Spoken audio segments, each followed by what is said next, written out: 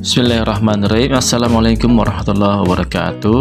Saya Muhammad Faisal, JGP 10 dari SDN Gondol 1 Pagi, akan memaparkan tentang koneksi antar materi modul 3.2 Pemimpin dalam pengelolaan sumber daya. Tujuan pembelajaran, JGP mampu menghubungkan materi modul ini dengan modul-modul yang didapatkan sebelumnya. Pemimpin pembelajaran adalah seorang yang dapat membangun ekosistem baik di lingkungan sekolah ataupun sekitar lingkungan sekolah untuk menunjang keberhasilan tujuan pembelajaran.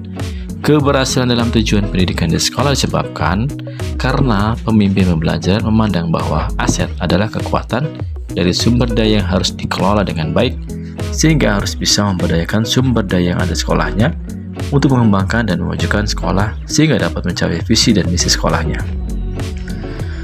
Jelaskan dan berikan contoh bagaimana hubungan pengelolaan sumber daya yang tepat akan membantu proses pembelajaran murid menjadi lebih berkualitas.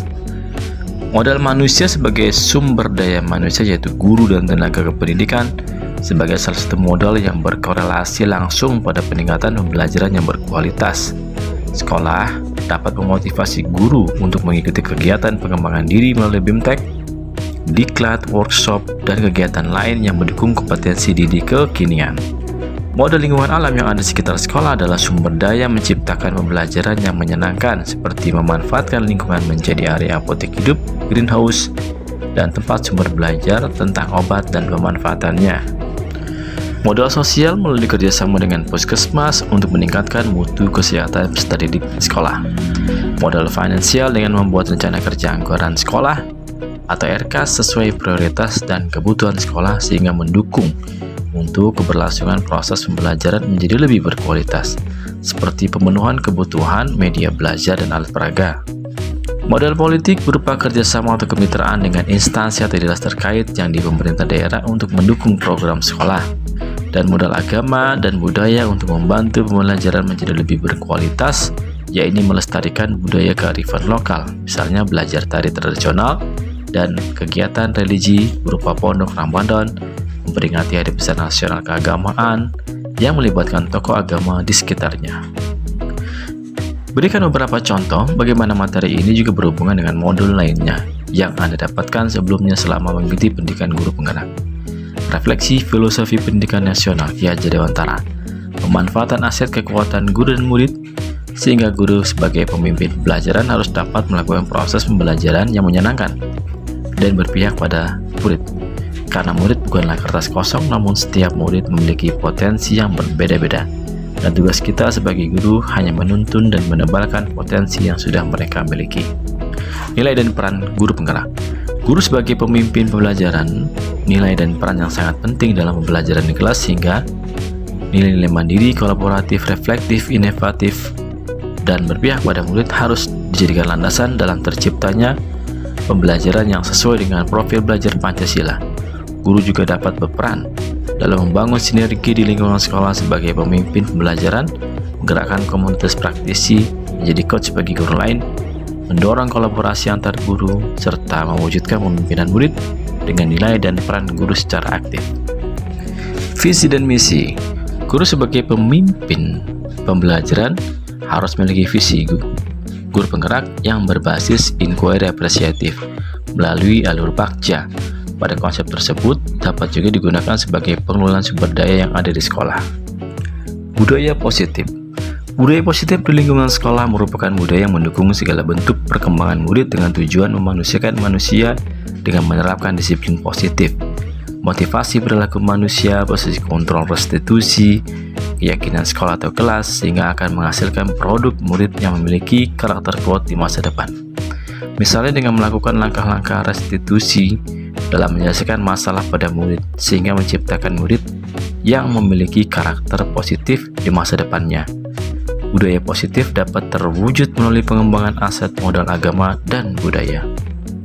Pembelajaran berdiferensiasi. Pembelajaran berdiferensiasi adalah sebuah rangkaian keputusan masuk akal yang diambil oleh guru dalam pemenuhan kebutuhan belajar peserta didik di kelas. Sebelumnya, seorang guru harus memahami tentang tahapan yaitu readiness, minat, dan profil belajar siswa. Kesiapan belajar siswa dapat diketahui dengan menggunakan diagram TIB, kertas warna serta papan tulis, dan ini merupakan modal fisik. Untuk memahami minat, guru perlu melibatkan guru kelas lainnya atau guru kelas sebelumnya. Ini bagian dari modal manusia. Untuk memahami profil belajar siswa, seorang guru dapat menggunakan pembelajaran multimedia seperti video, speaker, atau bacaan, dan ini merupakan modal fisik. Semua modal fisik tersebut terikat erat dengan modal finansial, sehingga penggunaan modal yang tepat untuk pembelajaran berdiferensiasi tentunya akan menghasilkan pembelajaran yang efektif sesuai tujuan pembelajaran. Coaching merupakan sebuah strategi seorang pemimpin pembelajaran untuk melakukan pengembangan kekuatan diri pada diri anak dengan menuntun, mendampingi anak untuk menggali potensi anak dan memaksimalkannya.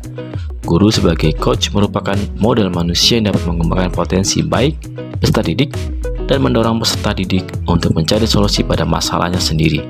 Dengan memberikan pemahaman tentang tata nilai, norma, dan aturan yang telah disepakati, guru membantu peserta didik untuk memahami lebih terkait kesepakatan yang telah dibuat. Kesepakatan serta nilai, norma, dan aturan merupakan bagian dari modal sosial. Pengambilan keputusan berdasarkan nilai kebajikan. Seorang pemimpin pembelajaran tentunya akan mengambil keputusan pada keadaan permasalahan di sekolah atau di kelas. Tentunya, keputusan tersebut haruslah berorientasi kepada siswa dengan berbekal pembelajaran 4 paradigma, dilema etika, 9 tahapan pengambil keputusan, dan 3 cara berpikir. Maka keputusan terkait pengelolaan sumber daya aset haruslah berbasis kepada kekuatan dan berorientasi pada tujuan pembelajaran, visi sekolah, dan juga kepada kebutuhan belajar peserta didik. Ceritakan pula bagaimana hubungan antara sebelum dan sesudah Anda mengikuti modul ini, serta pemikiran apa yang sudah berubah di diri Anda setelah Anda mengikuti proses pembelajaran dalam modul ini.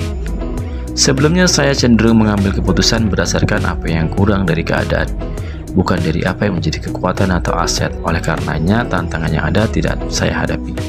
Setelah mempelajari modul 32 ini, saya mendapatkan pengalaman belajar yang berharga tentang cara pandang ekosistem sekolah yang berbasis aset.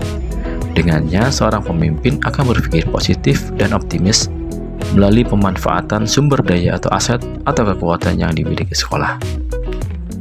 Demikian paparan modul 3.2 dari saya Muhammad Faisal CGP 10. Saya akhiri. Assalamualaikum warahmatullahi wabarakatuh.